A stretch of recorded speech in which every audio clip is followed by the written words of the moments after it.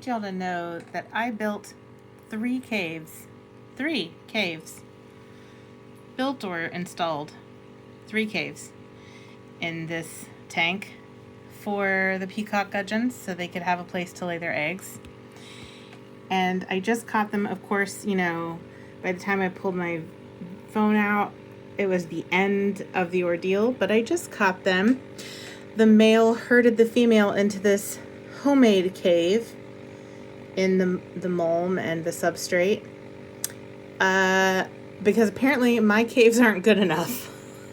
So one of my males, I just saw him herding the female into the cave that he made so she could lay her eggs in there because my caves aren't good enough.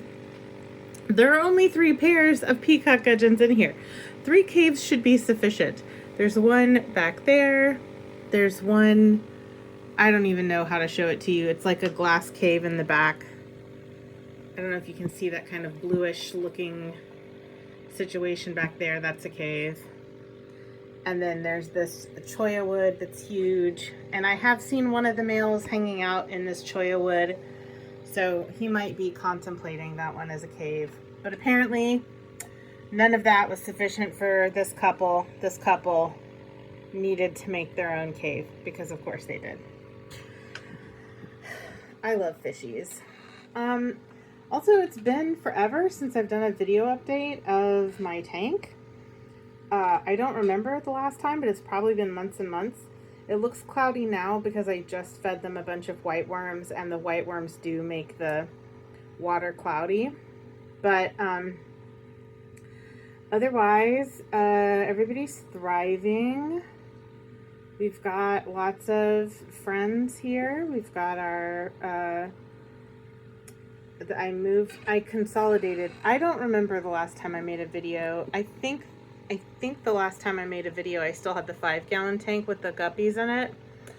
I consolidated because I found out I don't like having 2 tanks. So the guppies, I rehomed the females. Aquarium Co-op was kind enough to take the females and the babies. I moved the males back in here with my cardinal tetras and my peacock gudgeons and my gobies. I have the blue neon gobies, which are not at all blue neon because they don't apparently ever do the flashy color thing. And then I also have Annie's gobies in here. I just saw one. I have no idea where they went. They're active little friends. They're just constantly moving around.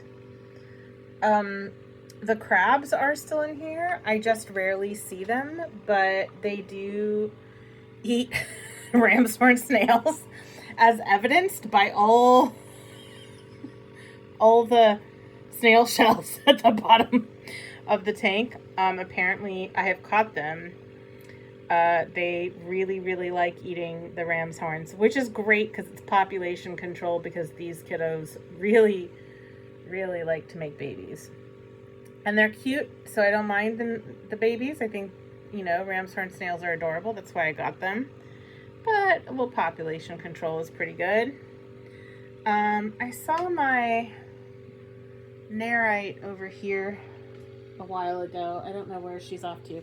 That Nerite, she moves so fast. I named her Cherry unimaginatively. Oh, there's an Annie's goby. There's one.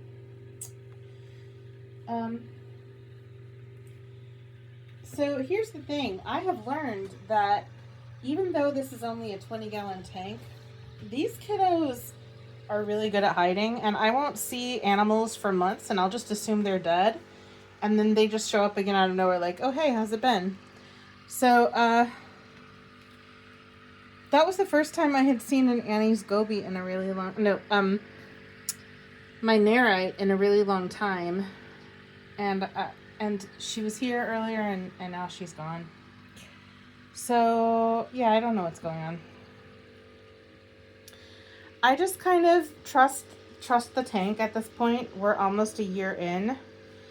On January 1st, this tank will be a year old. And they just kind of do their thing. And I just let them do their thing. And when they show up, I say hi. And when they don't show up, that's also fine. They're allowed to live their lives. Okay, that's a tank update that I haven't done in forever. And yes, I do need to refill it. I need to top it off because the water level is low. Yes. Okay. That's all the things. But apparently we've got a Peacock Gudgeon cave down there. So we might get some babies pretty soon. We shall see. We shall see what happens.